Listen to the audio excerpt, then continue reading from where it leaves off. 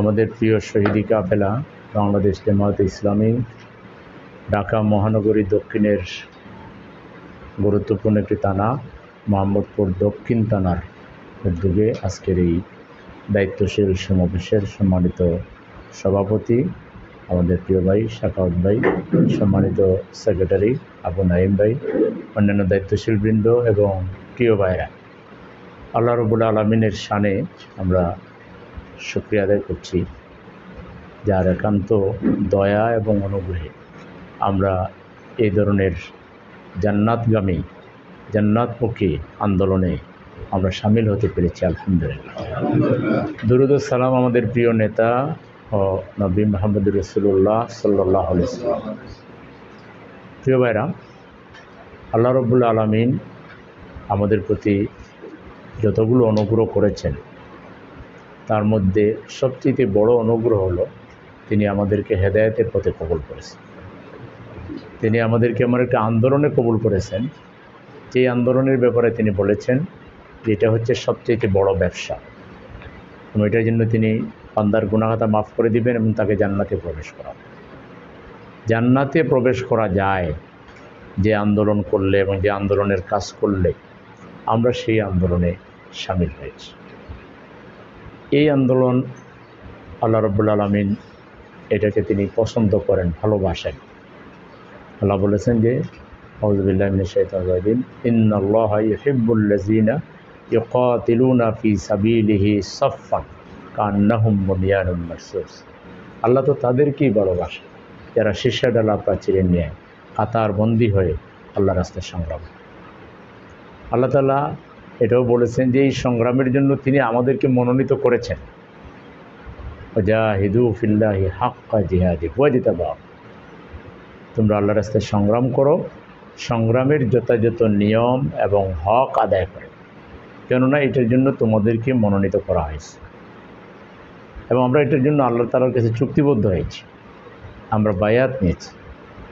সূরা তাওবার 111 নম্বর আয়াতে আল্লাহ তাআলা বলতেছেন, ইন্নাল্লাহা আশতারা মিনাল মুমিনিনা আনফুসাহুম ওয়া আমওয়ালাহুম বিআন্না লাহুমুল জান্নাহ ইউকাতিলুনা ফী সাবিলিল্লাহি ফায়াকতুলুনা ওয়া ইউকতালুন।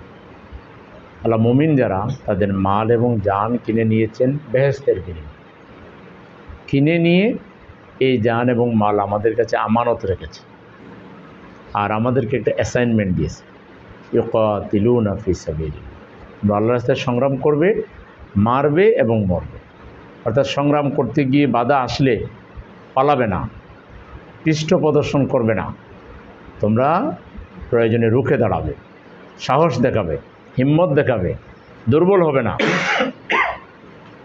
এটার মূল তাৎপর্যটা হলো এটা যে আন্দোলন করতে গেলে বাধা আসবে, চ্যালেঞ্জ আসবে, এটা অন্য জায়গায় আল্লাহ তাআলা বলেছেন। সেই চ্যালেঞ্জের সামনে দুর্বল হওয়া যাবে না, ময়দান ছেড়ে যাওয়া যাবে না। কৌশলের নামে, আত্মরক্ষার নামে আপনি এই আন্দোলন থেকে পৃষ্ঠ প্রদর্শন করা যাবে না। আল্লাহ তাআলা বলছেন, ওয়াদান আলাইহি হাক্কান ফিত তাওরাতি ওয়াল ইনজিল ওয়াল কোরআন। এই ওয়াদা আমি তাওরাতে, ইনজিলে এবং কোরআনে দিয়েছি। ওমান আউফা বিআহদিহি মিনাল্লাহ।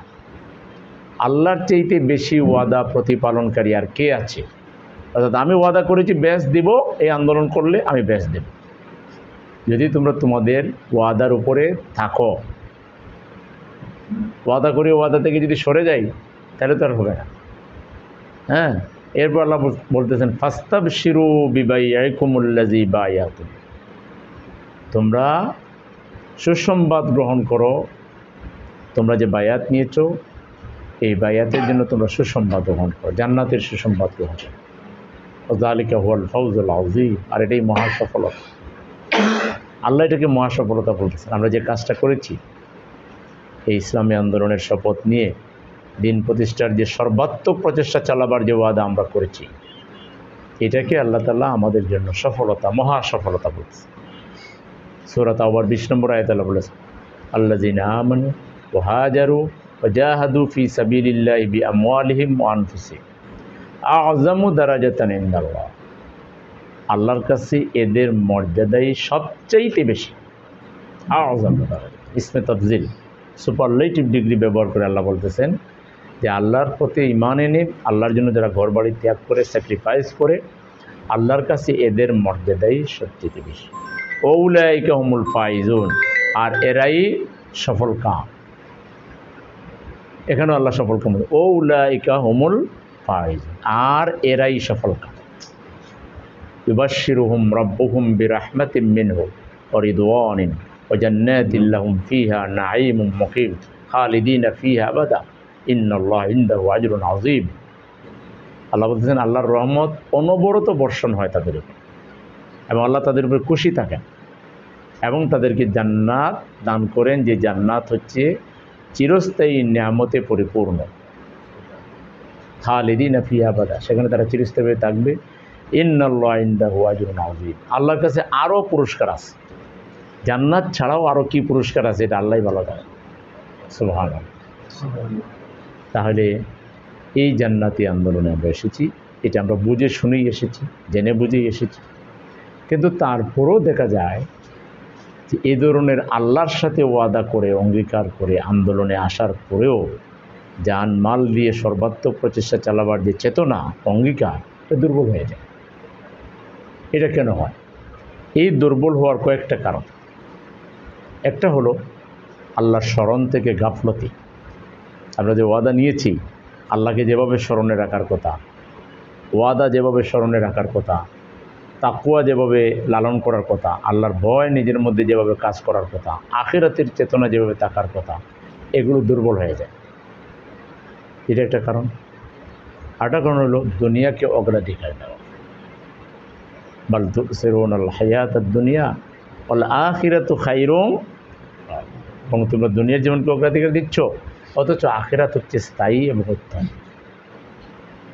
আলহাকুমুত তাকাসুর হাত্তা যুরতুমুল মাকাবির, অধিক পাওয়ার নেশা, আশা, আকাঙ্ক্ষা, তামান্না কবর পর্যন্ত মানুষকে ব্যস্ত করে ফেলে। কবরে না যাওয়া পর্যন্ত সে ওই দেয়া, অথচ এটার কোনো গুরুত্ব নেই। দুনিয়াতে আমাদের কি রিজেক আছে, কি হায়াত আছে, কি সম্পদ হবে, কি আমি লাভ করব, কখন কি খাবো, কোথায় মরব, সব নির্ধারিত। আপনি চেষ্টা করে এর চেয়ে বেশি কিছুই করতে পারবেন। আল্লাহ যা নির্ধারণ করে দিয়েছেন তার বাইরে যেতে পারবেন। কেন এত নেশা দুনিয়া নিয়ে, কেন এত পাগলামি? একটা কারণ হলো আখিরাতকে অগ্রাধিকার না দিয়ে দুনিয়াকে অগ্রাধিকার। আর এটা যারা করে তাদের স্থান জাহান্নাম।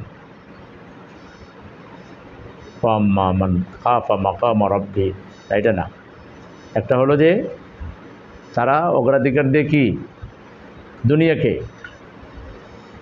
ফাম্মা মান তাগা ওয়া আসারাল হায়াতাদ দুনিয়া ফাইনাল জাহিমা হিয়াল মাওয়া। ঠিক আছে? ফাম্মা মান তাগা ও আসারাল হায়াতাদ দুনিয়া ফাইনাল জাহিমা হিয়াল মাওয়া। যারা অবাধ্যতা করলো, আনুগত্যহীনতা করলো, তগা মানে অবাধ্যতা, আনুগত্যহীনতা, ও আসারাল হায়াতাদ দুনিয়া, হায়াতে দুনিয়া, দুনিয়াকে গুরুত্ব দিল, ফাইনাল জাহিমা হিয়াল মাওয়া, তাদের স্থান হবে জাহান্নাম। আর ওয়াম্মা মান খাফা মাকামা রাব্বিহি ওয়া নাহান নাফসা আনিল হাওয়া ফাইনাল জান্নাতা হিয়াল মাওয়া। আর যারা আল্লাহর সামনে দণ্ডায়মান হতে হবে এই ভয়ে ভীত থেকে নিজেকে সংযত করে সম্বরণ করে নফসের গোলামি থেকে, ফাইনাল জান্নাত, এই নফসের গোলামি থেকে, শয়তানের ওয়াসওয়াসা থেকে বাঁচবার জন্য ওসিলা হিসাবে আমরা এই সাংগঠনিক জীবন, এই বায়াতি জিন্দেগি আমরা গ্রহণ করেছি। কিন্তু এটা পাওয়ার পরেও যদি এটাকে ব্যবহার না করি, এটাকে কাজে না লাগে, এটা থেকে যদি আমরা গাফিল থাকি, তা লাভ হইল কি? যে লাভ সেই কথিত হইল। শয়তান তো আমাদেরকে শপথ ভঙ্গ করে আরও বড় অপরাধী বানাই দিল। শপথ নেওয়ার আগে এক অপরাধ, শপথ নিয়ে শপথ ভঙ্গ করলে তো আরও বড় অপরাধ করল। আল্লাহকে সাক্ষী রেখে শপথ নিলাম, আল্লাহই তো নিজেকে আমাদের দিন সাক্ষী দিবেন। মালিক ইয়াউমিদ্দিন যদি সাক্ষী হন, তাইলে আপনি বাঁচার কোনো উপায় আছে?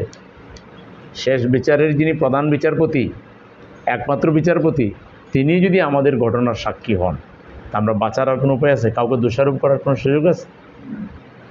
তাহলে আমরা শপথ নিছি। শপথ লঙ্ঘন হয় কেন? আখেরাতের চেতনা দুর্বল হইলে দুনিয়ার চেতনা প্রাধান্য পায়। আরেকটা হলো দুনিয়ার যে চ্যালেঞ্জ, জাগতিক যে চ্যালেঞ্জ, এগুলোকে ভয় করলেন। আল্লাহ কিছু রোগ ব্যাধি দিয়ে মানুষকে পরীক্ষা করেন, রিজেকের কমতি দিয়ে কিংবা কখনো কখনো ব্যবসা বাণিজ্যের ক্ষতি দিয়ে আল্লাহ পরীক্ষা করেন। আবার রাষ্ট্রীয় শক্তি, ইসলাম বিরোধী শক্তির দ্বারা কিছু জুলুম নির্যাতনের মাধ্যমে পরীক্ষা করে। এই তিন অবস্থায় যারা সবর করে, আল্লাহ তাআলা বলেন উলাইকা হুমুল মুত্তাকুন ও উলাইকা হুমুল ফাইজুন। এই তিন অবস্থায়ও যারা গাবলে যায় না, হীনবল হয় না, মনোবল দুর্বল করে না। কোন তিন অবস্থায়? যখন তাদেরকে কিছু রোগ ব্যাধি দেওয়া হয়, যখন তাদেরকে কিছু অভাব অনটন দেওয়া হয়, আর যখন তাদের উপরে ইসলামের পথে চলার অপরাধে কিছু বাধা আসে, জুলুম আসে। এই তিন অবস্থায় যারা গাবড়ে যায় না, দুর্বল হয় না, পিছু টান দেয় না, এদের ব্যাপারে আল্লাহ বলছেন সূরা বাকারার ৭৭ নম্বর আয়াত, উলাইকা হুমুল মুত্তাকুন, এরাই হলো মুত্তাকি আর এরাই সফলতা। তাহলে মুত্তাকির পরিচয় আমরা সমাজে যেগুলো পাই ওটা আসল পরিচয় না। আসল পরিচয় হলো বিপদে আপদে, পরীক্ষার সময় যারা আল্লাহ ছাড়া আর কাউকে ভয় করে না, কারো কাছে কম্প্রোমাইজ করে না, নতি স্বীকার করে না, তারা আসল মুত্তাকি। বোঝা গেছে কি না? তাহলে আমরা অনেক সময় মামলাকে ভয় করি, মিছিলে যাই না কেন? অ্যারেস্ট হয়ে যাবো, অ্যারেস্ট হলে মামলা হবে, মামলা হইলে আমার চাকরি চলে যাবে, আমার পরিবারের লোকদের উপরে আঘাত আসবে, আমার রিজেক্ট কমে যাবে, এসবই তো ভয় করি আমরা। অথচ এগুলো ভয় করা ইমানদারের জন্য জায়েজ নাই। কারণ ইমানদারের উপরে যা ঘটে ইমানদার বিশ্বাস করে এটা আল্লাহ তাআলা জানেন, আল্লাহর জানার বাইরে কিছুই ঘটে না। আর আল্লাহ যেহেতু জানেন, তার জন্যই যেহেতু আমি ত্যাগ স্বীকার করতেছি, আমি কষ্ট, আল্লাহ সেইটার বিহিত ব্যবস্থা করবেন। আল্লাহ বলেছেন ওমান ইয়াত্তাকিল্লাহ ইয়াজআল লাহু মাখরাজা ওয়া ইয়ারযুকহু মিন হাইসু লা ইয়াহতাসিব। যারা আল্লাহকে ভয় করে তাকওয়ার নীতি অবলম্বন করে চলে, তাদের জন্য বিকল্প অ্যারেঞ্জমেন্ট আল্লাহ করে রেখেছে। ইয়াজআল লাহু মাখরাজা, তাদের গতিপথ স্তব্ধ হয়, তাদের গতিরুদ্ধ হয় না, তাদের জন্য বিকল্প সুন্দর সুন্দর অ্যারেঞ্জমেন্ট। আপনি 10,000 টাকা বেতনে চাকরি পেতেন, হতে পারে জেলে যাওয়ার কোনো বেরোয় এটা 20,000 হয়ে যেতে। এখানকার চাকরি আপনার জন্য সুইটেবল নাও হইতে পারে, আল্লাহ আরও ভালো চাকরি আপনার জন্য ব্যবস্থা করে রেখেছেন, আপনি মনে করতেছেন এটাই আপনার জন্য। ইয়াজআল লাহু মাখরাজা, আল্লাহ পথ বের করে রেখেছে, তো কোনো ঘাবড়ানোর কারণ নাই, কিন্তু আমরা এটাই করি, আর জেলে যাওয়া যাবে। আর এই কারণেই আমরা এগুলোকে অগ্রাধিকার দিয়ে চলার কারণেই আমরা সংগঠনের যে আনুগত্য, বায়াতের যে হক, এটা আমরা পূরণ করি না। আরেকটা কারণ হলো আমরা শপথ নেওয়ার পরে মনে করি সব জ্ঞান অর্জন হয়ে গেছে, আর আমার আর পড়ার দরকার নেই। বারবার যে তাফহিমুল কোরআন পড়তে হবে, শব্দে শব্দে অর্থ জানতে হবে, তর্জমা পড়তে হবে, ব্যাখ্যা জানতে হবে, তার স্তরি করতে হবে, আয়াত মুখস্থ করতে হবে, এগুলো পরিবারের লোকদের মধ্যে পেশ করতে হবে, পাশের মসজিদে পেশ করতে হবে, যুবকদের মধ্যে পেশ করতে হবে, সমস্ত সর্বশ্রেণীর মানুষের কাছে যেগুলোর চর্চা বাড়াইতে হবে, এই চেতনাই নেই। ফলে যে মানের পড়ালেখা দরকার, যেভাবে কোরআন অধ্যয়ন, যেভাবে হাদিস অধ্যয়ন, যেভাবে সাহিত্য অধ্যয়ন, যেভাবে আয়াত মুখস্থ, ফলে আমার চেতনা বোথা হয়ে যায়। জ্ঞান এমন একটা বিষয়, এটা কখনোই পরিপূর্ণ হয়ে যায় না, এটার চর্চা কখনো বন্ধ করতে নাই। আমরা দুর্বল হয়ে যাওয়ার অন্যতম কারণ হলো আমাদের স্টার্টই দুর্বল। কোরআন হাদিস সাহিত্য যদি 30 দিন পড়েন, আপনি কখনো নফসের গোলাম হবেন, আপনি কখনো তাকওয়া পর্যন্ত কাজ করবেন না। আপনি শয়তানের ওয়াসওয়াসায় পড়া সহজ ব্যাপার না, কিন্তু এটা করবেন না, পড়বেন। এই জন্য সাংগঠনিক যে সিলেবাস, কর্মী সিলেবাস, রোকন সিলেবাস, যেটা সিলেবাস বই আছে না, এই বই বারবার অধ্যয়ন করতে হবে। এই বইতে যে বইগুলো আছে, কোরআনের যে সূরাগুলো আছে, এগুলো বারবার পড়তে হবে, নোট করতে হবে। এগুলো আমাদের ব্যক্তি জীবনে এবং পারিবারিক জীবনে এবং সমাজ জীবনে এগুলোর চর্চা বাড়াইতে হবে। আমরা দুর্বল হয়ে যাওয়ার অন্যতম কারণ এটা একটা। আমরা যদি দুর্বল না হতাম, তাহলে যেটা দাঁড়াতো, আমরা নলেজ চর্চায় আরও অনেক বেশি অগ্রসর হইতাম। পাশাপাশি আমরা ব্যাপক দাওয়াতি কাজ করতাম, দাওয়াতি চেতনা আমাদের মধ্যে তৈরি হতো। মুমিনের বাহ্যিক প্রকাশ হলো দুইটা মুমিন হিসাবে, একটা হলো নামাজ আর একটা হলো দাওয়াত। নামাজ যদি না পড়ে মসজিদে গিয়া, তাহলে সে মুমিন কিনা এটা নিয়ে সন্দেহ তৈরি হয়। আর দাওয়াতি কাজ যদি সে না করে, তাহলে সে আদৌ ইসলাম বা ইসলামী আন্দোলন বুঝছে কিনা, বায়াত যে নিয়েছে এটা বুঝে নিয়েছে কিনা, এটা নিয়ে ডাউট তৈরি হয়।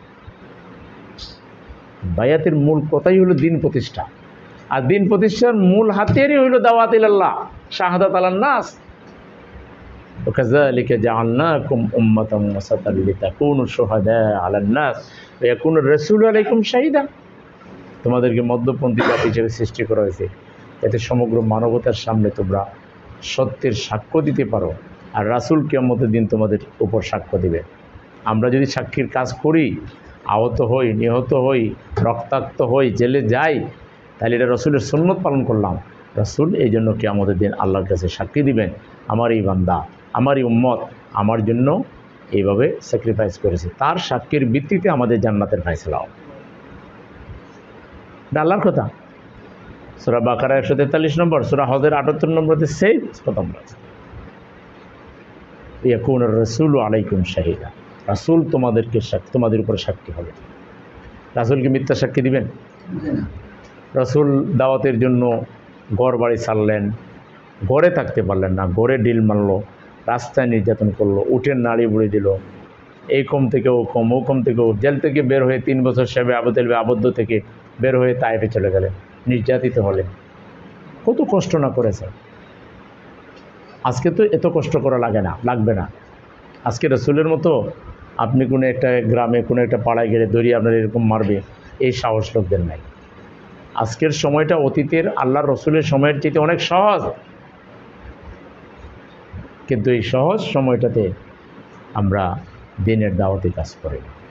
আমার ছেলেকেও আমি শিবিরের দাওয়াত দেই না, মেয়েকেও আমি ছাত্রী সংস্থার দাওয়াত দেই না, ওয়াইফকেও জামাতের রুকন বানাই না, জামাতের দাওয়াত দেই না, আমার ভাই, আমার বোন, আমার বাগনা বাগনি, আত্মীয় স্বজন, তাদেরকে দাওয়াত দেই না। আমার প্রতিবেশী, একই বিল্ডিংয়ে থাকি, অন্য লোকদের কাছে আমি ইসলামের দাওয়াত দেই না। তারপরে পাড়ায় মহল্লায় আমি দাওয়াত দেই না, মসজিদে গিয়ে দাওয়াত দেই না। অথচ আমাদের গঠনতন্ত্রের ধারা 9-তে একজন রুকনের দায়িত্ব কর্তব্যের এই ধারায় খ নম্বরে বলা হয়েছে, জামাতের রুকনগণ যেখানেই যাবেন, পরিচিত অপরিচিত সকল জায়গায় তিনি ইসলামের ঈমান আকীদা, জামাত ইসলামের উদ্দেশ্য লক্ষ্য এবং 4 দফা কর্মসূচি সবিস্তারে তুলে ধরবেন, এবং যারা এই দাওয়াত গ্রহণ করবে তাদেরকে সহযোগী বানাবেন, সহযোগীদেরকে কর্মী বানাবেন, কর্মীদেরকে রুকন বানাবেন, ওখানে লেখা আছে রুকন বানাবেন, জামাতের বায়াতের কর্মী বানাবেন। এই কাজগুলো আমরা করি। গঠনতন্ত্রের 9-এর খ আমরা অনুসরণ করি, না করলে তো আমরা শপথ লঙ্ঘন করতেছি, গঠনতন্ত্র ভায়োলেট করতেছি। যে কোনো দলের গঠনতন্ত্র ফলো করা তার কর্মীদের জন্য কি অপরিহার্য, তাহলে তো সে দলীয় শৃঙ্খলা ভঙ্গ করলো। আমরা একদিকে দলীয় শৃঙ্খলা ভঙ্গ করতেছি, গঠনতন্ত্র ভায়োলেট করতেছি, শপথকে ভায়োলেট করতেছি। পরিচিত অপরিচিত সকল জায়গায় ইসলামের ঈমান আকীদা, জামাতের উদ্দেশ্য লক্ষ্য এবং জামাতের 4 দফা কর্মসূচি তুলে ধরতে হবে, এবং তাদেরকে দলে আনবার জন্য চেষ্টা, সহযোগী বানাইতে হবে। সহযোগী হয়ে গেলে তাকে কর্মী বানাইতে হবে, কর্মী যারা তাদেরকে রুকন বানাইতে হবে। জামাতের রুকন মানে তিনি একজন ভালো দাঈল আল্লাহ, শ্রেষ্ঠ দাঈল। স্বয়ং নবীকে আল্লাহ তাআলা দাঈল আল্লাহ হিসেবে পরিচয় করে দিয়েছে। রাসূল বলেন না, ইয়া আইয়ুহান নাবিয়্যু ইন্না আরসালনাকা শাহিদান ওয়া মুবাশশিরান ওয়া নাযীরা ওয়া দাঈয়ান ইলাল্লাহি বিইযনিহি ওয়া সিরাজান। সকল নবীর পরিচয় ছিল তারা দাঈ ছিলেন। দাঈ হওয়া কত বড় মর্যাদার বিষয়। মান আহসানু কাওলাম মিম্মান দাআ ইলাল্লাহ ওয়া আমিলা সালিহান ওয়া ক্বালা ইন্নানী মিনাল মুসলিমিন। তার কথার চেয়ে আর কার কথা উত্তম হতে পারে? এ মানুষকে আল্লাহর দিকে দাওয়াত দেয়, নিজে নেক আমল করে, আর ঘোষণা করে আমি একজন মুসলমান। আজকে এই দাওয়াতি চেতনা দুর্বল হওয়ার কারণে, দাওয়াতি তৎপরতা দুর্বল হওয়ার কারণে এই সমাজে বিশৃঙ্খলা, অব্যবস্থাপনা, জিনা, ব্যভিচার, লুটতরাজ, হত্যা, এমন কোনো আকাম কুকাম নাই। সমাজে খালি বাড়তেই আছে। তাহলে এই সমাজকে সংশোধন করার জন্যই তো খলিফা হিসেবে আল্লাহ আমাদেরকে দায়িত্ব দিয়েছেন। আমরা সেই জন্য শপথও নিয়েছি। শপথ নিয়ে আমরা আমাদের দাওয়াতের ব্যাপারে কি আমরা ইনসাফ করতে পারতেছি? আমাদের আগের দায়িত্বশীলরা, আমাদের সাহাবায়ে কেরাম আজমাইন দাওয়াতের জন্য দেশ থেকে দেশান্তরে চলে গেছে। আল্লাহ রাসূলের একটা মাত্র বাণী, বাল্লিগু আন্নী ওয়ালাউ আয়া, আমার পক্ষ থেকে একটি কথা হলো মানুষের কাছে পৌঁছে দাও। ১.৫ লক্ষ সাহাবীর সামনে কথা বলেছিলেন, ১,২৫,০০০ সাহাবীর সামনে কথা বলেছিলেন। সিম্পল একটা কথা আল্লাহ রাসূলের, আমার পক্ষ থেকে একটি কথা হইল মানুষের কাছে। এই একটা কথাকে বুকে ধারণ করে পুরো মক্কার জীবন জুলুম নির্যাতনের শিকার, দেশ দেশান্তরে হিজরত। এরপরে যখন একটু ভালো অবস্থা আসলো, রাষ্ট্রশক্তি মুসলমানদের হাতে, তারা একটু নিজেদের গুছাই নেবে না, গোছানোর দিকে আলহাকুমুত তাকাসুরের দিকে তারা যান নাই। তারা রসুলের এই বাণীকে বুকে ধারণ করে দেশ থেকে দেশান্তরে ১,২৫,০০০ সাহাবীর মধ্যে এখন ২৫ থেকে ৩০,০০০ সাহাবীর কবর গ্রেটার এরাবে পাওয়া যায়, আর বাকি সব সাহাবীরা পৃথিবীর দেশ থেকে দেশান্তরে কাটিয়েছে। আর আমরা এখান থেকে ওখানে, ওখান থেকে ওখানে, সকালে ১ ঘন্টা বেরোয় একটু কাজ করব, দুপুরে আর একটু করব, বিকালে আর একটু করব, প্রতিদিন ১-২ ঘন্টা দাওয়াতি কাজ করা, প্রতি সপ্তাহে একটু সময় নিয়ে কাজ করা, এই কাজগুলো পরিকল্পিতভাবে করে না। এটাকে আমরা আমাদের উপর ইনসাফ করতেছি না জুলুম করতেছি? আমাদের শপথের উপর আমরা ইনসাফ করতেছি না জুলুম করতেছি? আমরা আল্লাহর সাথে ওয়াদা করে নিজে ফেসে যাচ্ছি না আমরা এটাই ভালো কাজ করতেছি? এটা চিন্তা করা উচিত না? চিন্তা করা উচিত না? আমাদেরকে দাওয়াতি কাজ করতে হবে। এরপরে আমাদের যারা এই সংগঠনে এসেছে এরা না বুঝে আসে নাই। এই যে দীর্ঘ পথ পরিক্রমায় আমাদের উপরে জুলুম নির্যাতন, এগুলো মানুষ দেখতেছে। এটা সাধারণ রাস্তার লোকও জানে যে আমাদের উপরে নির্যাতন হয়, তাই না? যে আমাদের লোকদের ফাঁসি দেওয়া হয়, যে আমাদের লোকদের ধরে নিয়ে যাওয়া হয়, এটা সবাই চিনে, সবাই জানে। এই জানা বোঝার পরেও যখন সে জামাতের সহযোগী ফরম পূরণ করে, তাহলে সে জেনে বুঝে সংগঠনে আসে না? তো এই জেনে বুঝে যে লোকটা সংগঠনে আসলো, তারে হাতে ধরে আরও সামনে নিয়ে যাওয়া, তাকে নার্সিং করা, তার কথা শোনা, তার কাছে যাওয়া, তারে পরবর্তী দাব সম্পর্কে আইডিয়া দেওয়া যে আপনি সহযোগী হয়েছেন, এখন আপনাকে কর্মী হইতে হবে, কর্মী হতে এই পড়া, এই কাজ, এগুলো করতে হবে, হাতে ধরে এই কাজগুলো শিখাইতে হবে, প্রশিক্ষণ দিতে হবে। নবী যেমন দায়ী ছিলেন তেমনি তিনি প্রশিক্ষক ছিলেন। কামা আরসালনা ফীকুম রাসূলাম মিনকুম ইয়াতলু আলাইকুম আয়াতিনা ওয়া ইউযাক্কিকুম ওয়া ইউআল্লিমুকুমুল কিতাবা ওয়াল হিকমাতা ওয়া ইউআল্লিমুকুম মা লাম তাকুনু তা'লামুন। নবীকে একজন প্রশিক্ষক হিসেবে তুলে ধরা হচ্ছে যে আপনি তেলাওয়াত করবেন আয়াত। তিনি নিজে বলছেন বুইসতু মুআল্লিমান, আমি প্রশিক্ষক হিসাবে দুনিয়াতে এসেছি। আমাদের এই যে বিশাল সহযোগী কর্মীর জন্য আমরাই প্রশিক্ষক। 10 জন সহযোগী, 5 জন কর্মী কিংবা 15 জন সহযোগী, 10 জন কর্মী, 25 জনকে নিয়ে প্ল্যান করেন যে এদেরকে আমি কোরআন তেলাওয়াত শেখাবো, এদেরকে আমি সিলেবাস পড়াবো, এদেরকে আমি নামাজ শেখাবো, মাসলা মাসাইল শেখাবো, এদেরকে আমি জিকির আজকার শেখাবো, এদেরকে আমি দাঈল আল্লাহ হিসেবে গড়ে তুলবো, এদেরকে সংগঠক বানাবো। আপনার পরিকল্পনায় 20-25টা লোক রাখতে পারেন না? এবং আপনি আপনার ডিজাইন অনুযায়ী সিলেবাস তৈরি, সিলেবাস দেয়াই আছে, সিলেবাসের আলোকে এদেরকে একটু অগ্রসর করে কর্মী বানাবেন, ভালো কর্মী, রুকুন বানাই ফেলবেন। এটা তো আপনার শপথের পাঠ, এটা তো আপনার সাংবিধানিক দায়িত্ব। তাহলে এটা আমরা করছি না কেন? আমরা কেন একজন ভালো প্রশিক্ষক হতে পারছি না? কারণ আমার নিজেরও কোরআন তেলাওয়াত সহি না, আমার নিজের মধ্যে আয়াত মুখস্থের কোনো চর্চা নাই, আমি নিজেই দার্স তৈরি করি না, আমি নিজেই সাহিত্য পড়ি না, আরেকজনকে আমি কী বলব? এই যে নিজেদের যে আভ্যন্তরীণ দুর্বলতা, এটা যতক্ষণ পর্যন্ত পরিষ্কার করতে না পারছেন আপনি ভালো দায়ী হইতে পারবেন না, আপনি শপথ রক্ষা করতে পারবেন না, আপনি সত্যিকার ইসলামী আন্দোলনের প্রতিনিধিত্ব করতে পারবেন না। বরং এরকম ডাবল চরিত্রের কারণে একসময় নিজেই আন্দোলন থেকে হতাশ হয়ে যায়। এত সম্ভাবনাময় এই বিশাল একটা আন্দোলনে সম্পৃক্ত হয়ে শুধু আপনার কর্মদোষে, শুধু আপনার সঠিক পরিকল্পনার অভাবে, শুধু আপনার মধ্যে ডিসিপ্লিন না থাকার কারণে শুধু আপনার মধ্যে এক ধরনের অলসতার কারণে, পরিশ্রমী মানসিকতা না থাকার কারণে, উদাসীনতার কারণে আপনি একটা জান্নাতি আন্দোলন কি আপনার কাছে বোঝা মনে করবেন না। আপনি আন্দোলন কি বোঝা মনে করেন, আন্দোলনের কাজ আর আপনার কাছে ভালো লাগবে না। আর না হলে মৃত্যুর আগ মুহূর্ত পর্যন্ত, কবরে যাওয়ার আগ মুহূর্ত পর্যন্ত আপনি এই আন্দোলনের কাজ করে করে মজা পাবেন। প্রফেসর গোলাম আজম রাহিমুল্লাহ ৯৩ বছর বয়সে তিনি অ্যারেস্ট হয়েছেন। সেই কারাগারের নির্জন সেলে বসে ব্যক্তিগত রিপোর্ট রাখতেন।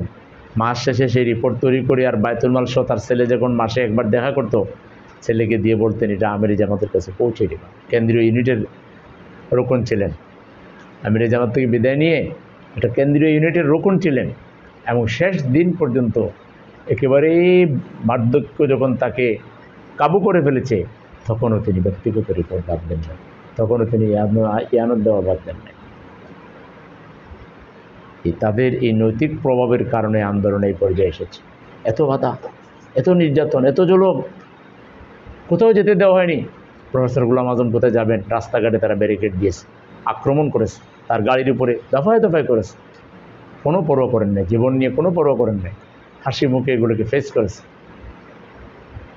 জীবন সায়ান্নে এসে তার বাসাকে ঘেরাও করে রাখা হয়েছে, শত শত সাংবাদিক, মিডিয়া, গোয়েন্দা। তিনি বাকায়দা ৫ ওয়াক্ত নামাজ মসজিদে গিয়ে জামাতে পড়েছে। পিছন থেকে সাংবাদিক বলছে স্যার স্যার, সবসময় চাইতেন না, কোনো কোনো সময় তাকে বলছেন কী, বলছে স্যার আপনার তো ফাঁসির অর্ডার হয়ে গেছে, স্যার আপনার তো ওয়ারেন্ট হয়ে গেছে, স্যার আপনার এটা হয়ে গেছে। ও তাই নাকি, আমি তো এটার জন্য প্রস্তুত। এরকম একটা মানে শাহাদাতের মৃত্যুর জন্য তো আমি সারা জীবন কামনা করেছি, এটা যদি হয়তো খুবই ভালো হবে। অবাক হয়ে যেত মিডিয়ার লোকেরা, কি বলে। তিনি যেদিন তাকে কোর্ট থেকে ওয়ারেন্ট দিল যাইতে হবে, বাসায় আমরা ছিলাম, আমি ছিলাম দায়িত্বে, তিনি আনন্দ, গোটা বাসায় আনন্দের হিল্লুল বয়ে যাচ্ছে, যেন তিনি ঈদের আনন্দে যাচ্ছেন, কারাগারে যাচ্ছেন, কোনো বিষাদের ছায়া নেই। সবাই আনন্দ করে, পরিবারের সদস্যরা কোলাকুলি করে ব্যাগ গুছিয়ে টুচিয়ে দিয়ে আমরা সবাই নিয়ে ওনাকে গাড়িতে, কোনো ধরনের কোনো বিষাদের ছায়া নেই। বলছেন ওটাও বাড়ি, ওটাও বাড়ি, এখানেও থাকতে হবে, ওখানেও থাকতে হবে, কয়েকদিন পরে তো কবরেই থাকতে হবে। কত স্বাভাবিকভাবে আন্দোলনকে গ্রহণ করেছে। আর আমরা কত চিন্তা করি, কত ভাবনা করি, এইসব ভাবনা টাবনা করিয়া সহযোগী যোগাযোগ করি না, কর্মী যোগাযোগ করি না, তাদেরকে নিয়ে মিটিং সিটিং আয়োজন করে তাদেরকে মান উন্নয়নের জন্য কোনো আয়োজন আমাদের নাই। তাহলে কীভাবে একজন রোকনের দায়িত্ব পালন হয়, কীভাবে আখেরাতে সফল হবে? আখেরাতে সফল হওয়ার জন্য দুনিয়ায় জামাত ইসলামী যে ম্যানেজমেন্টটা করতেছে, যে অ্যারেঞ্জমেন্টটা, জ্ঞান অর্জনের যে নিখুঁত পরিকল্পনা, চরিত্র গঠনের যে সুন্দর অ্যারেঞ্জমেন্ট, হ্যাঁ, তারপরে এখানে আপনাকে একজন দায়ী হিসেবে তৈরি করে, সংগঠক হিসেবে তৈরি করে, আপনাকে সমাজের কাছে একজন যোগ্য মানুষ হিসেবে ফিট করে দেওয়ার জন্য এখানে যে অ্যারেঞ্জমেন্টগুলো আছে, আপনি যদি এটা ফলো করেন, আপনি সুন্দর হবেন, আপনার পরিবার সুন্দর হবে, সমাজ সুন্দর হবে, আপনি আখেরাতে জান্নাতে চলে যাবেন। আর এগুলো যদি না করেন, বসে থাকেন, বসে থাকার লোকদের জন্য তো কোনো পুরস্কার নাই, অলস লোকদের জন্য তো কোনো পুরস্কার নাই, ব্যর্থ লোকদের জন্য তো কোনো জায়গায় সফলতা নাই, দুনিয়াও বরবাদ, আখেরাতে বরবাদ। এই জন্য প্রিয় ভাইরা, আল্লাহ তাআলা আমাদেরকে মেহরবানি করি যে আন্দোলনে কবুল করেছেন, এই আন্দোলনের শুকরগুজারি করেন, আল্লাহর শুকরগুজারি করেন, আল্লাহর জিকির আজকার আরও করুন। আর আমাদের মধ্যে যে দুর্বলতা এসে গেছে, অলসতা এসে গেছে, আমাদের মধ্যে যে ধরনের দুনিয়া প্রীতি এসে গেছে, আখেরাতের চেতনার যে দুর্বল হয়ে গেছে, এগুলোকে জ্বালাই করার জন্য আবার নতুন করে সিদ্ধান্ত, ইনশাআল্লাহ আমরা আর বসে থাকব। আজকে বাংলাদেশটা করুণ একটা পরিণতির মধ্যে পড়ে গেছে, শুধু অসৎ অযোগ্য নেতৃত্বের কারণ। যারাই ক্ষমতায় এসেছে তারা নিজের পরিবার আর নিজ দল নিয়ে চিন্তা করেছে, দেশ নিয়ে, জাতি নিয়ে, মানবতা নিয়ে কোনো চিন্তা করে নাই। তারা অনেক সুন্দর সুন্দর স্লোগান দিয়েছে, ডিজিটাল বাংলাদেশ, স্মার্ট বাংলাদেশ, অমুক বাংলাদেশ। এর আড়ালে বাংলাদেশকে ফুকলা বানাই দিয়েছে। দেশ থেকে হাজার হাজার হাজার বিলিয়ন বিলিয়ন ডলার পাচার করে দিয়েছে এক একটা ব্যক্তি। রাষ্ট্রের গুরুত্বপূর্ণ দায়িত্বে বসে তারা যেভাবে দুর্নীতি করেছে, যেভাবে মানুষের সম্পদ লুটপাট করেছে, বন্দুকের নলের মুখে মানুষের জায়গা দখল করেছে, মেয়েদের চরিত্র হনন করেছে, আজকে মানুষ ফরিয়াদ করছে, মাতা নাসরুল্লাহ, কবে সাহায্য আসবে? আল্লাহ সেই আয়াত যেন আমাদের কাছে মনে হয় এখনই নাযিল হয়েছে, মা লাকুম লা তুকাতিলুনা ফি সাবিলিল্লাহ ওয়াল মুস্তাদআফিনা মিনার রিজাল ওয়ান নিসা ওয়াল বিলদান আল্লাযিনা ইয়াকুলুনা রব্বানা আখরিজনা মিন হাযিহিল ক্বরিয়াতি যালিমি আহলুহা ওয়াজআল লানা মিন লাদুনকা ওয়ালিয়্যান ওয়াজআল লানা মিন লাদুনকা নাসীরা। হে আল্লাহ, এই জালিম অধ্যুষিত সমাজ থেকে বের করে দাও, আমাদের জন্য সাহায্যকারী পাঠাও, বন্ধু পাঠাও। আজকে মানুষ বিশ্বাস করে এই বাংলাদেশের ত্রাণকর্তা, বন্ধু, সাহায্যকারী হচ্ছে জামাত ইসলাম। আজকে বিভিন্ন পলিটিক্যাল পার্টি বলছে আমাদের কাছে কিছু নাই, আমরা অন্তঃসার শূন্য। অন্য দুই একটা বড় দলের নাম ধরে বলেছে যে এগুলো সব মানুষকে রক্ত চুষা। একমাত্র দল আছে জামাত ইসলাম। আজকে পলিটিক্যাল পার্টির লিডারদের পক্ষ থেকে এই স্বীকৃতি পাওয়া যাচ্ছে। এই মাত্র কয়েকদিন আগে বিএনপির মহাসচিব জামাত সম্পর্কে যে মন্তব্য করেছেন, তার আগে জিএম কাদের সাহেব যে মন্তব্য করেছেন, এগুলো আমাদের চোখের সামনে থাকার পরে মানুষের এই যে আস্থা, এগুলোর মূল্য আমাদেরকে দিতে হবে। সে মানুষ চায় জামাত ইসলামী আসুক আমাদের কাছে, কিন্তু জামাত ইসলামীর জনশক্তি যদি আমরা মানুষের এই চাহিদাকে, এই ডিমান্ডকে পূরণ করতে না পারি, এটা আমাদের ব্যর্থতা নয়? তাহলে কোন জিনিস আমাদেরকে আটকে রেখেছে? আমরা কী চাচ্ছি? আমরা কি আজীবন এই দুনিয়াতে বেঁচে থাকবো? চাইলেও বেঁচে থাকতে পারবো? আমি যা খুশি তাই কি করতে পারবো? অনেক কিছু আমি করে ফেলবো, এটা কি সম্ভব? কিছুই করতে পারবেন না। সুতরাং আল্লাহ তাআলা আমাদেরকে যে ভালোবেসে আমাদেরকে যে দিনের পথে কবুল করেছেন, এর শুকর আদায় করুন এবং এখন থেকে সত্যিকার দায়ী হয়ে যান। ঘরে বাইরে, ঘরের ছেলে মেয়েকে, স্ত্রীকে, ভাই বোনকে দিনের পথে আনুন, ঘরে পারিবারিক ইউনিট করুন, প্রতিবেশীদের হক আদায় করুন। এই যে আমের সিজন, এই যে কাঁঠালের সিজন, লিচুর সিজন, আপনি যে বিল্ডিংয়ে থাকেন অন্য বিল্ডিংয়ে একটু একটু হাত দিয়ে পাঠান, সামান্য হলেও পাঠান এবং তাদেরকে আকৃষ্ট করুন। তাদেরকে আপনার বাসায় দাওয়াত দেন, চা খাওয়ান, একটু পিঠা পায়েস খাওয়ান, নাস্তা খাওয়ান, আপনিও যান তাদের বাসায়। সমাজের মানুষকে কাছে আনুন, এটা আমাদের দায়িত্ব। ওয়াতাসিমু বিহাবলিল্লাহি জামিআ, শুধু জামাতের লোকেরা আমরা ঐক্যবদ্ধ থাকবো না, সমাজের সকল মানুষকে ঐক্যবদ্ধ করো। ধর্মত নির্বিশেষে সকল মানুষকে ইসলামের পতাকা তলে আসতে বলো। ভাই, আমরা তো সবই পরীক্ষা করেছি, সেকুলারিজম পরীক্ষা করেছি, কমিউনিজম করেছি, ন্যাশনালিজম করেছি। কোনো ইজম, কোনো মতবাদ পৃথিবীর কোথাও শান্তি দিতে পারে নাই, আর বাংলাদেশে পারার কোনো সম্ভাবনা নাই। সুতরাং এখানে একমাত্র পথ হচ্ছে দেশের স্বাধীনতা, সার্বভৌমত্বকে যদি রক্ষা করতে হয়, দেশকে যদি দুর্নীতিমুক্ত করতে হয়, দেশে যদি আমরা সত্যিকার অর্থে একটা কল্যাণ রাষ্ট্র কায়েম করতে চাই, তাহলে একদিকে লাগবে ভালো মানুষের নেতৃত্ব, মুত্তাকি নেতৃত্ব, আর একদিকে লাগবে হলো ইসলাম। ইসলামের ভিত্তিতে, মুত্তাকি লোকের নেতৃত্বে আমরা একটা সমাজ প্রতিষ্ঠা করতে চাই, যেই সমাজে কেউ কারো আমরা শত্রু হব না, সবাই সবার বন্ধু হব। কেউ কাউকে অপমানিত করবে না, কেউ কারোর বিরুদ্ধে গীবত করবে না, কেউ কারোর বিরুদ্ধে অস্ত্র ধরবে না, কেউ কারো সম্পদ দখল করবে না। এখানে সবাই নিরাপত্তার সহিত, মর্যাদার সহিত নাগরিক যে অধিকার আছে সে অধিকার নিয়ে, রাষ্ট্র, সংবিধান একজন নাগরিককে যে অধিকার দিয়েছে সে অধিকার নিয়ে সবাই বসবাস করতে পারবে, যার যার কথা বলতে পারবে, যার যার ধর্ম পালন করতে পারবে। এরকম একটা সৌহার্দ্যপূর্ণ, সম্প্রীতিপূর্ণ, ভালোবাসাপূর্ণ একটা সমাজ কায়েমের জন্য আজকে বাংলাদেশে জামাত ইসলামের কোনো বিকল্প নাই। আমাদের জনগণকে খোলামূলে আহ্বান জানাতে হবে, যদি বাঁচতে চান, দুনিয়া এবং আখিরাত দুই জায়গায় মুক্তি পেতে চান, তাহলে কাল দুই আদর্শ ইসলাম আপনাকে হাতছানি দিয়ে ডাকছে। জামাত ইসলামী আপনাদের পাশে আছে, আমরা আপনাদেরকে দাওয়াত দিচ্ছি। আমরা আপনাদেরকে জাগতিক সহযোগিতা আমরা করবো ইনশাআল্লাহ। আপনার ছেলে মেয়েকে লেখাপড়া করাবো, মানুষ বানাবো আমরা ইনশাআল্লাহ, আমাদের সেই ব্যবস্থা আছে। আপনার যুবক ছেলেটাকে কারিগরি ট্রেনিং দিয়ে আমরা তাকে দক্ষ একজন ক্যাপাবল মানুষ হিসেবে, কর্মজীবী মানুষ হিসেবে তৈরি করব। আমাদের সেই প্ল্যান আছে, আমাদের সোশ্যাল ওয়েলফেয়ার কার্যক্রম আছে। আমরা সমাজ থেকে সমস্ত দারিদ্রতা, বেকারত্ব এবং সব ধরনের মানুষের যে অসুবিধাগুলো আছে সেগুলো দূর করে একটা কল্যাণ রাষ্ট্র প্রতিষ্ঠার জন্য যা যা করা দরকার তার সব অ্যারেঞ্জমেন্ট আমাদের কাছে আছে। অতএব দেরি না করে জনগণকে জামাতের সাথে হাত মিলাতে হবে। যত তাড়াতাড়ি এদেশের জনগণ জামাতের সাথে ঐক্যবদ্ধ হবে, জামাতকে গ্রহণ করে নিবে, তত তাড়াতাড়ি এই জাতি মুক্তি পাবে। এই কথাটা মানুষকে সাহস করে বলার সময় এখনই। আমরা অনেক সময় সময়ের অপেক্ষা থাকি, কোন সময়? সময় এটাই ভালো সময়। যখন আপনি সুস্থ আছেন, যখন আপনি সবল আছেন, যখন আপনি বুঝতে পারতেছেন, তখনই সময় ভালো সময়। আপনার জন্য আরেকটা ভালো সময় এরকম তৈরি হয়ে কখনো আসবে না। এটাকেই ভালো সময়। এর পরের সময় আপনার আরও ভালো হবে না খারাপ হবে আপনি কি জানেন? শুধু এটাই ভালো সময়। এখনই আপনি ভালো আছেন, অতএব ঘা জ্বালা দিয়ে উঠেন। আর কোনো দুর্বলতা নয়, আর কোনো হতাশা নয়, আর কোনো ব্যর্থতা নয়, আর কোনো অলসতা নয়।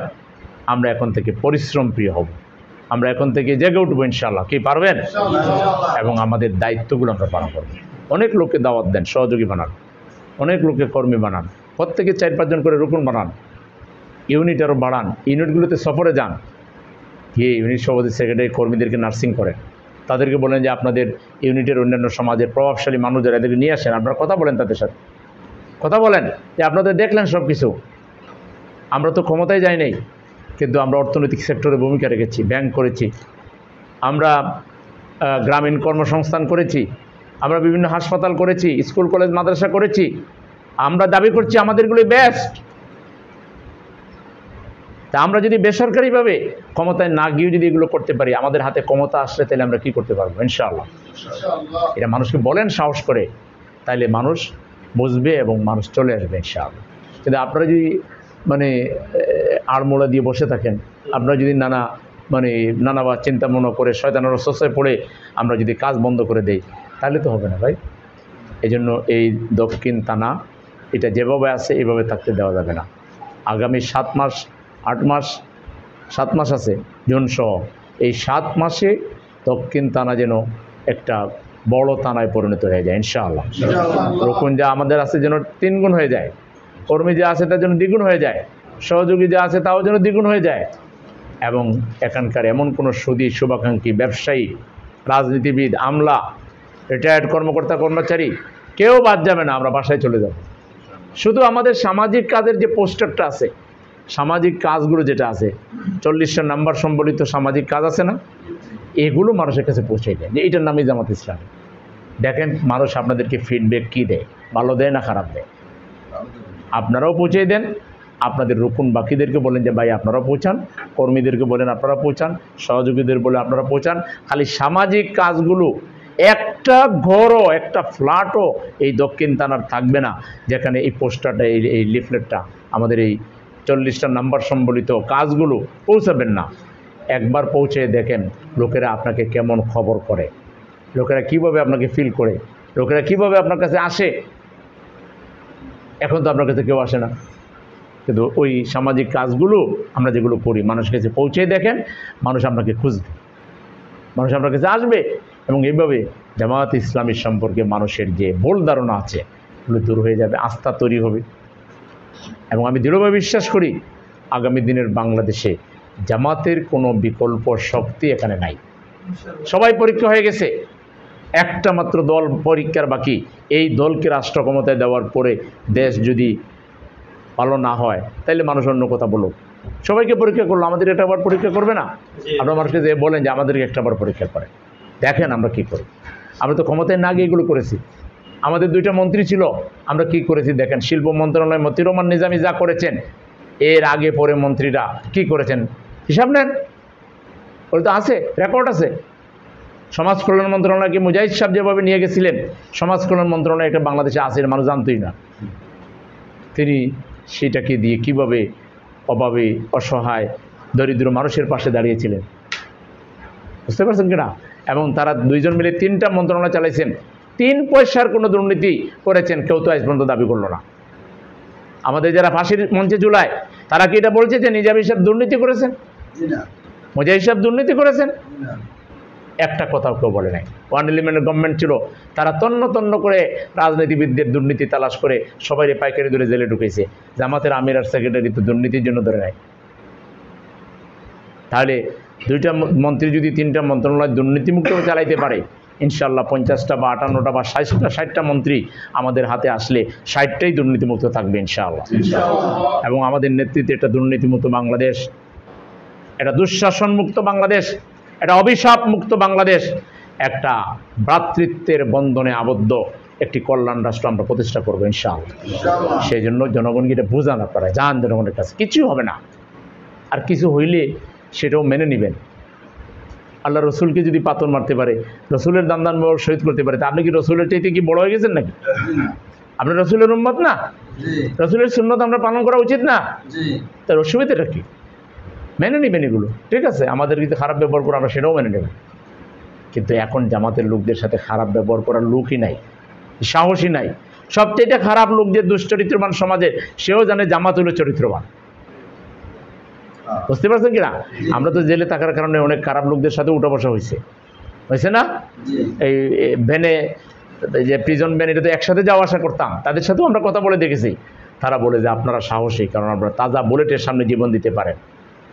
তারা বলেছে আপনারা সত্যিকার চরিত্রবান সাহসী মানুষ। তাহলে জামাত ইসলামী সম্পর্কে আজকে ভালো মানুষ খারাপ মানুষ দল মত নির্বিশেষে প্রত্যেকটা মানুষই জানে যে এটা একটা সুশৃঙ্খল দল, এটা একটা চরিত্রবান দল, এটা একটা মানবতাবাদী দল, এটা একটা যোগ্য দল, এটা একটা আপোষহীন দল। এবং এরাই পারবে, এরা গুলির মুখে সাহস করে দাঁড়াতে পারে। টিয়ার শেল আর সাউন্ড গ্রেনেডের সামনে দৌড়ে পালিয়ে যাবে না। এরা টিয়ার শেলকে ফেরত মারবার মতো বা টিয়ার শেলকে এটা আউট করে দেওয়ার জন্য যে সাহস দরকার, ধরে এটাকে দূরে ফেলে দেওয়ার মতো যে সাহস, সেই সাহস এই দলের কর্মীদের মধ্যে আছে, ঠিক কিনা? তো সুতরাং আপনারা আল্লাহর ওয়াস্তে এখন থেকে কীভাবে নিজেদেরকে শপথের মধ্যে রাখতে পারেন, আখিরাতের চেতনার উপরে নিজেকে টিকিয়ে রাখতে পারেন, সেগুলো নিয়ে চিন্তাভাবনা করেন। আমি কয়েকটা টিপস বললাম, কোরআন হাদিস সাহিত্য অধ্যয়ন, দাওয়াতি কাজ, সবার সাথে যোগাযোগ করা এবং সংগঠনের যে নিয়ম শৃঙ্খলা আছে সেটাকে যথাযথভাবে ফলো করা। সংগঠন বায়তুল মাল 5% দিতে বলে আপনারাও দিবেন, অন্যদেরকে দেওয়ার জন্য বলবেন, কর্মী সহযোগীদেরকে বলবেন, সুদীদেরকে বলবেন। এককালীন ওয়াদা আপনারাও করবেন, কমপক্ষে 1 মাসের সমপরিমাণ আয়, অন্যদেরকে সেটা বলবেন। আপনারা যদি না করেন অন্যদেরকে বলতে পারবেন? 12 মাসের আয়ের মধ্যে একটা মাস সংগঠনের ক্রাইসিস মোকাবেলার জন্য দিবেন। দেন না যদি, এই টাকা নিয়ে কি কবরে দেবেন? কী করবেন টাকা দিয়ে? টাকা রোজগারের সুযোগ কে দিয়েছে? আল্লাহ দিয়েছে, সে আল্লাহর প্রতি দিবেন। প্রফেসর গোলাম আজম রাহিমাহুল্লাহ বলতেন, বাইরে গেলেন আপনি, বাসে ফেরার সময় ছেলে মেয়ে কিংবা নাতি নাতনির জন্য কিছু একটা নিয়ে আসলেন, মোয়া কিংবা কিটকাট চকলেট নিয়ে আসলেন, ওরে দিলেন। সে তো যাওয়ার সময় বলে নাই যে আমার জন্য আনবা, সে জানতো না যা তার জন্য আনা হবে। হ্যাঁ, সে না জানা অবস্থায় না চাইতেই দেওয়া হয়েছে। এখন দেওয়ার পরে তারা চান, সে দৌড় মারে। সেইটা বুঝে না যে এমনি তো আমি না চাইতেই আমাকে এনে দিলেন আদর করে, ওনারা দিলে তো আরও পাবো। সেরকম শিশু বাচ্চার মতো আমরা আল্লাহর সাথে আচরণ করি। আল্লাহই সব দিলেন, দিচ্ছেন, সে আল্লাহ বলতেছেন আমার পথে ব্যয় করো, তোমার আখিরাতের জন্য আমি বাড়ি বানিয়ে রাখবো। এখন আল্লাহকে আমরা বলি যে আল্লাহ তুমি একটু ধৈর্য ধরো, আমরা একটু, হ্যাঁ, আমরা খাইয়ালো। এটা একটা শিশুর মতো আচরণ না? এই যে এককালীন কোটা দিতে হবে, অন্যদের কাছ থেকে উঠাইতে হবে, কর্মীদেরকে বোঝাইতে হবে, আল্লাহর পথে ব্যয় দেওয়া। আল্লাহ যত জায়গায় জিহাদ ফি সাবিলিল্লাহর কথা বলেছেন, সেখানে আগে মালের কথা বলেছেন, ওয়াতুজাহিদুনা ফি সাবিলিল্লাহি বিআমওয়ালিকুম। কেন? আল্লাহ জানেন মানুষ এই মালের ব্যাপারে শিশুর মতো আচরণ করবে, হে তার মালটাই বেশি গুরুত্ব দিবে, এই জন্য আগে মালের কথা বলেছে। এই মালের প্রতি যে আগ্রহ, স্পৃহা, এগুলো কমাইতে হবে। দুনিয়ার স্পৃহা কমাইতে হবে, আখিরাতের স্পৃহা বাড়াইতে। এই জন্য অন্যদের কাছে এককালীন আদায় করা, সব কর্মী সহযোগী সুদীদের কাছ থেকে নিজেরা দেওয়া, অন্যদের কাছ থেকে আদায় করা। জাকাত যাদের হয় তাদের জাকাতের একটা অংশ যাতে এই সংগঠনের ফান্ডে দেয়, জিহাদ ফি সাবিলিল্লাহর খাতে দেয়, সেজন্য নিজেরাও দিবেন, অন্যদেরকে উদ্বুদ্ধ করবেন। কর্জে হাসানা ফান্ড আমরা করেছি। বহু মানুষ আছে দান অনুদান চায় না, বলে যে ভাই আমাকে 1 লাখ টাকা দেন, আমি 5,000 করে ফেরত দিয়ে দিব। নিজের সম্মান আত্মমর্যাদা রক্ষা করে চলতে চায়। আমরা যদি না দেই, সে সুদভিত্তিক ইয়েতে চলে যাবে, ঋণে চলে যাবে। 1 লাখ আনবে আর 10 লাখ টাকা দিতে হবে, আর প্রতিটা মুহূর্তে সুদের গুণা সে করবে। তাইলে এই সুদমুক্ত সমাজ যদি প্রতিষ্ঠা করতে হয়, তাহলে কর্জে হাসানা ভিত্তিক কার্যক্রম চালু করতে হবে না?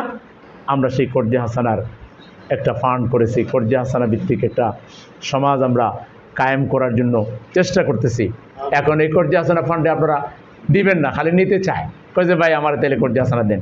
কিন্তু এটা যদি আদায় করবে, একজন সুদীকে যদি বলে যে দেখেন আমরা এরকম ফান্ড করেছি, এরকম গরিব মানুষকে আমরা পুনর্বাসন করতে চাই, তাইলে এরকম বহু মানুষ এসে আমার এখান থেকে 4-5 লাখ টাকা নিয়ে যান কর্জে হাসানা ফান্ডে, দিতে পারে না? কিন্তু আমরা বলবেন না। সমাজের যারা বৃত্তশালী এবং আমাদের কর্মী রুকনদের মধ্যেও আছে, আমাদের কর্মী রুকনদের মধ্যে এমন বৃত্তশালী আছে, আমাদের এক বোন রুকন হওয়ার পরে আমাকে আর মোসা ভাইকে ওনার বাসায় দাওয়াত দিলেন। তা আমরা ভাবছি রুকন হয়ে খুশি হয়ে একটু মিষ্টি মাষ্টি বুঝে খাওয়াবে মহিলা মানুষ। আমরা গেছি, ভাবছি যে কিছু একটা বলবো ওনারে যে জাকাত টাকাতে একটু আমাদের বেশি করে দিয়েন। উনি বললেন যে ভাই অনেক টাকা পয়সা কামাই করেছি জীবনে, আমার নিজের ফ্ল্যাট বড় আছে, আমার স্বামীরও আছে, আমার ছেলেরও আছে, মেয়েদেরও আছে, আর কি চাই, চাইলে একটা বড় বাড়ি বানাইতে পারবো, কার জন্য বানাবো। তা আমি চিন্তা করছি সংগঠনের জন্য একটা ভালো ফ্ল্যাট, এখানে আপনারা অফিস করবেন, নিয়মিত কাজ করবেন, সেটা অফিস আমি দিতে চাই, যত দামেরই হোক আপনারা চয়েস করে আমাকে জানাবেন, আমি টাকাটা ব্যাংকে দিয়ে দেব। আমরা বসুন্ধরায় একটা ফ্ল্যাট চয়েস করলাম 1,25,00,000 টাকা। জানালাম যে আপা 1,25,00,000 টাকা ফ্ল্যাট পেয়েছি। বলছে তাহলে ব্যাংকে আসেন, আমি ব্যাংকে যাচ্ছি, টাকাটা দিয়ে দেব। দিয়ে দিল। কেন? উনি বুঝতে পারছে যে এই টাকা আমি নিয়ে যেতে পারবো না, রেখে যাব, কে খাবে না, কে কোথায় বে করবে, তার চেয়ে বাবা আন্দোলনের সৎকা জারিয়ে দিয়ে দিই। এরকম সমাজে মানুষের অভাব নাই, জায়গা আছে, বিল্ডিং আছে, চাইলে সংগঠনকে দিয়ে দিতে চায়, কিন্তু বিশ্বাস করতে পারে না যেখানে দিলে এটা দিনের কাজে লাগবে না ও তার দিলের কাজে লাগাই দিবে, হ্যাঁ, তার মনের বাসনা পূরণ করবে কিনা এই ভয়ে অনেক সময় দিতে চায় না। আপনারা যদি মানুষকে বুঝাইতে পারেন যে জামাত ইসলামের এরকম কর্জা হাসানা ফান্ড আছে, জামাত ইসলামের এরকম সামাজিক ওয়ার্ক আছে, জাকাত ফান্ড আছে, তাহলে সমাজের বহু মানুষ তার ফ্ল্যাট দিয়ে দিবে, তার 4-5 কাঠা জায়গা দিয়ে দিবে, তার বিল্ডিং দিয়ে দিবে না, এরকম বহু মানুষ আছে। কিন্তু এগুলো বোঝাইতে হবে। আল্লাহর প্রতি অর্থ ব্যয়ের গুরুত্ব সূরা বাকারার শেষের দিকে যাইয়া পড়া শুরু করবেন, দেখবেন যে কি পরিমাণ সেখানে আয়াত আছে। সূরা তাওবার মধ্যে আছে, বিভিন্ন জায়গার মধ্যে আছে, তাই না? সেই আল্লাহর প্রতি অর্থ ব্যয়ের ক্ষেত্রে নিজেরাও চেষ্টা করবেন এবং সমাজকে সেটা করানোর জন্য চেষ্টা করবেন। কেমন? আমরা এখন সফর দিয়েছি যে ইউনিট সফর করতে হবে। আপনারা এখানে ইউনিট সভাপতি কে? ইউনিট সভাপতি নাই, ওনারা ওয়ার্ডের সভাপতি। ওয়ার্ডের সভাপতি কে? 3 জন মাত্র। সেক্রেটারি কে? তো আপনাদের ওয়ার্ডের অধীনে যে ইউনিটগুলো, এগুলোতে যে সফর করার কথা, ওয়ার্ড সভাপতি সেক্রেটারি পর্যন্ত সফরের তালিকার মধ্যে আছে। আপনারা করছেন? আপনি কটা ইউনিট সফর করছেন? কি খালি গেছেন না ওই ইউনিটের সব কিছু, মানে কর্মী যোগাযোগ, সহযোগী যোগাযোগ, তাদের প্রত্যেকের পারিবারিক ইউনিট আছে কিনা, বায়তুল মাল দেয় কিনা, তারপরে 4টা বৈঠক ঠিক মতো কিনা তদারকি করছেন কিনা, সবগুলো ইউনিটে গেছেন। আপনি ওয়ার্ডের, আপনি? হ্যাঁ, খালি গেছেন, কাজ করেন নাই, ভালোভাবে কাজ করেন নাই। এই যেগুলো বলতেছি, সহযোগী যোগাযোগ, কর্মী যোগাযোগ, রুকন, দূরে থাকেন, কাছে চলে আসেন।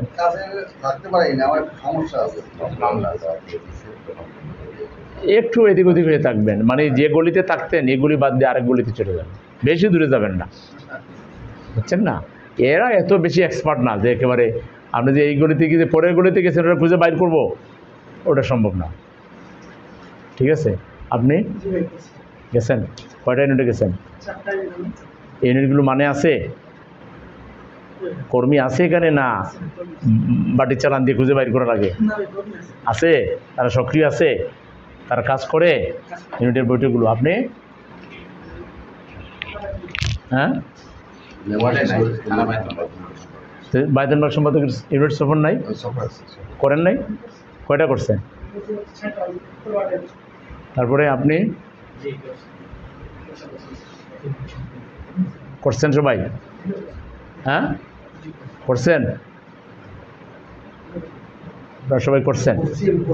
মানে মানে মানে আনতেছেন ইউনিটগুলোকে, দুর্বল কোনো ইউনিট রাখা যাবে না। মিনিমাম 20-25 জন কর্মী, সহযোগী, শুভাকাঙ্ক্ষী মিলে একটা টিম থাকতে হবে, যেটা ইউনিট। এটা বুঝতে পারছেন কিনা? মানে 4টা বৈঠক করবে, নিয়মিত গ্রুপ দাওয়াতি কাজে বের হবে, এসব গ্রুপ দাওয়াতি কাজের সাথে আপনারও বের হয়ে যাবে। যত কাজ করবেন তত তো আপনার লাভ। জামাত ইসলামীর প্রত্যেকটা কাজই হলো ইসলামী আন্দোলনের কাজ, কোরআন সুন্নাহ ভিত্তিক কাজ। এর প্রত্যেকটা কাজই ইবাদত,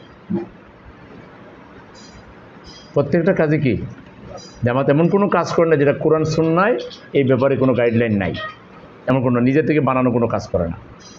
সুতরাং এই ইবাদতের কাজে আর এটাকেই তো আল্লাহ তাআলা সবচেয়ে বেস্ট কাজ হিসেবে বললেন, আযমু দারাজাতান ইনদাল্লাহ। আল্লাহর কাছে সবচেয়ে মর্যাদা হলো দ্বীনি আন্দোলনের যে কাজগুলো, এটার মর্যাদা বেশি। সুতরাং এই কাজগুলোর প্রতি আগ্রহ আমাদের আরও বাড়াতে হবে, কমিটমেন্ট আরও বাড়াতে হবে, ভালোবাসা আরও বাড়াতে হবে।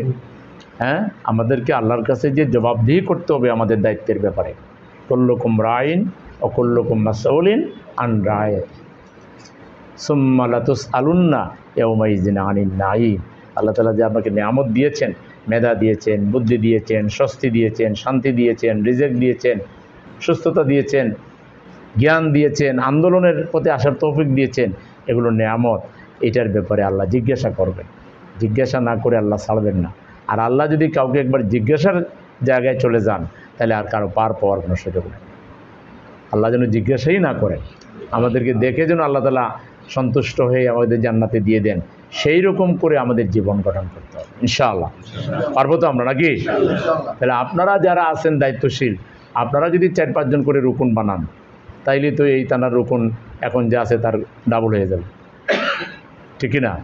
রুকুন বানানোর মূল দায়িত্ব কিন্তু আপনাদের, আপনারা সহযোগিতা নেবেন বাকি রুকুনদের, বুঝতে পারছেন কি না? রুকুন বানানোর মূল দায়িত্ব হইল দায়িত্বশীলদের, পট সভাপতি, সেক্রেটারি, থানা সুরা, থানা কর্ম, আমির, সেক্রেটারি, এই টাইপের লোকদের মূল কাজ হলো পায়াতের কর্মী তৈরি করা। আপনারা অন্যদের সহযোগিতা নেবেন, অন্য রুকুনদেরকেও কাজে লাগাবেন, কর্মীদেরকেও কাজে লাগাবেন, তাদের তত্ত্বাবধান দিবেন। এভাবে দিয়ে আপনারা এট এ টাইম অনেকগুলো যোগ্যতা অর্জন করতে হবে। একটা হলো সাংগঠনিক যোগ্যতা, একটা হলো দ্বীনি যোগ্যতা। হ্যাঁ, দ্বীনি যে ইলম, দ্বীনি যে ঈমান আকীদা, দ্বীনি যে আমল আখলাক, এগুলো যেমন অর্জন করতে হবে, পাশাপাশি সংগঠন পরিচালনায় দক্ষ হতে হবে। এটা বিশাল ব্যাপার। এই যে জামাত ইসলামের সবচেয়ে বড় অবদান হলো যে যোগ্য সংগঠক তৈরি করতে পারা। এটা ছোট্ট ব্যাপার নয়, এটার বিশাল ম্যানেজমেন্ট, বিশাল একটা ডিসিপ্লিনের ব্যাপার। এইটাকে ফলো করলে ব্যক্তি জীবনে, পারিবারিক জীবনে, সমাজ জীবনের অন্যান্য জায়গায়ও আপনি বিরাট সফলতা পাবেন, বুঝতে পারছেন কিনা? তো এই জন্য সাংগঠনিক যোগ্যতা, দ্বীনি যোগ্যতা, ধর্মীয় যোগ্যতা, সমাজের যে আরও ধর্মপ্রাণ মানুষ আছে, আলেম ওলামা আছে, তারাও যাতে আমাদেরকে অন করে যে না, এরা আল্লাহওয়ালা মানুষ, এরা মানবতাবাদের মানুষ, এরা ভালো মানুষ, সমাজের সর্বস্তরের মানুষ যাতে আমাদেরকে অন করে, সেই ব্যাপারে আমাদেরকে ভূমিকা পালন করতে হবে ইনশাআল্লাহ। তা আল্লাহ রাব্বুল আলামিন আমাদের সকলকে আখিরাতের মুক্তির জন্য, আখিরাতের কল্যাণে, আখিরাতের সফলতার জন্য দুনিয়ায় আমাদের অধ্যয়ন, আমাদের আমল আখলাক, আমাদের দাওয়াতি কাজ, আমাদের সহযোগী বৃদ্ধি, কর্মী বৃদ্ধি, রোকন বৃদ্ধি, সুদী বৃদ্ধি, ইউনিটকে শক্তিশালী করা এবং সামগ্রিকভাবে মানবতার সামনে ইসলামের আদর্শকে, সৌন্দর্যকে তুলে ধরে মানুষকে আমাদের প্রতি কনফিডেন্ট করার জন্য, আমাদের প্রতি মানুষের আস্থাকে নিশ্চিত করার জন্য যে ধরনের অ্যাক্টিভিটিস দরকার, যে ধরনের ভূমিকা পালন করা দরকার, যে ধরনের আচার ব্যবহার আমাদের দরকার, আকর্ষণীয়, মোহনীয় আচার ব্যবহার, যেগুলো মানুষকে দিলকে নরম করে ফেলে, সেরকম আচার ব্যবহার, লেনদেন, উঠা বসা, সামগ্রিক তৎপরতা, এটা কোনো দুর্বল বাহিনী নয়, এটা একটা স্ট্রং বাহিনী হইতে হবে। উলাইকা হিজবুল্লাহ, এরা আল্লাহর দল, আল্লাহর সৈনিক। আল্লাহ ইন্না হিজবাল্লাহি হুমুল মুফলিহুন, আল্লাহর সৈনিকরা অবশ্যই বিজয়ী হবে ইনশাআল্লাহ। সেই জন্য সত্যিকার অর্থে আল্লাহর গোলাম হওয়ার, আল্লাহর সৈনিক হওয়ার, দিনের সঠিক মুজাহিদ হইতে হবে। শাহাদাতের তামান্না পোষণ করতে হবে যে আমি আল্লাহর প্রতি শহীদ হই, আল্লাহর প্রতি। স্বয়ং নবী বলতেছেন, আমার বড় ইচ্ছা হয় আল্লাহর প্রতি শহীদ হই, আবার জীবিত হই, আবার শহীদ হই, আবার জীবিত হই, 3 বারই কথা বলেছেন। নবী আফসোস করতেছেন যে আমি আল্লাহর প্রতি শহীদ হতে চাই। কারণ কিয়ামতের দিন শহীদদের মর্যাদার দিকে নবীরাও প্রশ্ন করবে, এরা কারা? নবীরা প্রশ্ন করবে। আল্লাহ বলবেন যে এরা হচ্ছে আমার দ্বীনের পথে শহীদেরা।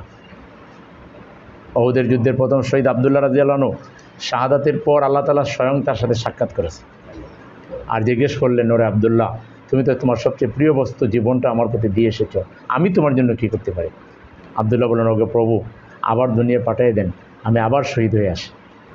আল্লাহ বললেন, এটা তো আর হবে না, তুমি আর কি চাও? তখন তিনি বললেন যে আপনি দুনিয়াবাসীকে জানিয়ে দেন আপনি শহীদদের সাথে যে এমন মর্যাদার আচরণ করেন। কোরআনের আয়াত নাযিল হলো, লা তাকুলু লিমান ইউকতালু ফি সাবিলিল্লাহি আমওয়াত বাল আহইয়াউ ওয়ালাকিন লা তাশকুরুন। যারা আল্লাহর প্রতি নিহত হয় তাদেরকে মৃত বলো না, তারা জীবিত, কিন্তু তোমরা তা বুঝতে পারো। সুবহানাল্লাহ। তাহলে সেই শাহাদাতের চেতনা নিয়ে যদি জীবনযাপন করি, অলসতা আসবে না, অলসতা আসবে না। সব সময় সংগঠনের কাজ করতে ভালো লাগবে। সংগঠনের কাজ একদিন না করলে রাতের ঘুম হারাম হয়ে যায়। কোরআন হাদিস সাহিত্য অধ্যয়ন না করলে রাতের ঘুম আসে না। কি রে, মানুষের পেরেশানির কারণে ঘুম আসে না। তো পেরেশানিটা কি দেখা যাবে? আমি তো কোরআন পড়ি নাই, হাদিস পড়ি নাই, সাহিত্য পড়ি নাই, আজকে দাওয়াতি কাজ করি নাই, বই বিতরণ করি নাই, আজকে তো কোনো যোগাযোগ করি নাই। এই চেতনা যখন আপনার এই পর্যায়ে যাবে, তখন আপনি বুঝবেন যে আপনি সংগঠনের প্রকৃত কর্মী হয়েছেন, রুকন হয়েছেন। আর দিনের পর দিন চলে যায়, যোগাযোগ নাই, দাওয়াত নাই, বই বিতরণ নাই, বৈঠক নাই, কাজ নাই, আপনি দিব্যি আরামেই আছেন, তাহলে আপনি মূল চেতনা থেকে অনেক অনেক ফার দূরে চলে গেছে। বুঝতে পারছেন কি না? আল্লাহ তাআলা যেন সেই চেতনা আমাদেরকে দেয়, যে চেতনা ছিল শহীদ মালিকের। তিনি ঢাকা বিশ্ববিদ্যালয়ের প্রাণ রসায়নের ছাত্র ছিলেন। বলছেন ঢাকা বিশ্ববিদ্যালয়ের ক্লাসগুলোর চেয়ে ছাত্র সংঘের অফিস আমার কাছে অনেক বেশি প্রিয়। যিনি বলেছিলেন, জানি আমার মা এবং বোনেরা অনেক বড় আশা করে আছে যে বিশাল কিছু হবে, আমি বিশ্ববিদ্যালয়ের শিক্ষক হব, বিধাতা তাদের সে আশা। আমি বড় কিছু হতে চাই না, আমি আমার যে মঞ্জিল খুঁজে পেয়েছি সে মঞ্জিল পানে ছুটতে ছুটতে আল্লাহর দরবারে চলে যেতে চাই। কেন আমি আমার জীবনের মঞ্জিল খুঁজে পেয়েছি, এই মঞ্জিল পানে যেতে যদি উড়োজাহাজ পাই, তাহলে আমি উড়োজাহাজে চড়ে সেই মঞ্জিলে যাব, মানে দ্রুত গতিতে যাব। যদি উড়োজাহাজ না পাই, স্লথ যানবাহন পাই, কম গতিসম্পন্ন, আমি সেটা দিয়ে যাব। সেটাও যদি না পাই, তাহলে আমি দুটি পায়ের উপর ভর করে দৌড়াতে দৌড়াতে মঞ্জিলে যাব। তিনি বলেছিলেন, শত্রুর গ্রেনেড এসে যদি আমার দুটি পা উড়িয়ে দেয়, তাহলে দুহাত উঁচু করে মঞ্জিলের দিকে যেতে থাকবো। তিনি বলছেন, শত্রুর তরবারে যদি আমার দুই হাত কেটে দেয়, আমি হামাগুড়ি দিয়ে দিয়ে মঞ্জিলে যেতে থাকবো। তিনি বললেন, আমার এই শক্তি যদি শেষ করে দেয়, আমি ধ্যান করে করে অপলক নেত্রে মঞ্জিল পানে চেয়ে থাকবো, এখান থেকে কেউ আমাকে বিচ্যুত করতে পারে। সেই আন্দোলনের কর্মী তো আমরাই। শহীদ মতিউর রহমান নিজামী তার শাহাদাতের চূড়ান্ত মুহূর্তে তার পরিবারের লোকেরা দেখা করলে তিনি বলেছিলেন, গাবড়া বানাও, আমি এমন কোনো অন্যায় করিনি, আমি শুধু দিনের কথা বলি বলে আমার এই পরিণতি হয়েছে, আমি শাহাদাতের জন্য প্রস্তুত। তিনি বলছেন, আমার শাহাদাত পরিবর্তনের সূচনা করবে। তারা ঘাবড়াননি, তারা পিছপা হননি, তারা নথি স্বীকার করেননি, তারা ক্ষমা চাননি, সুযোগ ছিল, তারা প্রত্যাখ্যান করেন, ক্ষমা চাবো না, আল্লাহ ছাড়ার কারো কাছে ক্ষমা চাবো না। সেই আন্দোলনের দায়িত্বশীল হিসাবে আমাদের চেতনা, আমাদের লেখাপড়ার মান, আমাদের দাওয়াতের মান, কর্মী গঠনের মান, আনুগত্যের মান, দিনী স্পিরিট যেভাবে হওয়া দরকার, সেইটা যাতে আমরা সংরক্ষণ করতে পারি, আল্লাহ যেন আমাদের সবাইকে তৌফিক দান করেন। আমা তৌফিক ইল্লা বিল্লাহ। আসসালামু আলাইকুম ওয়া রাহমাতুল্লাহি ওয়া বারাকাতুহু।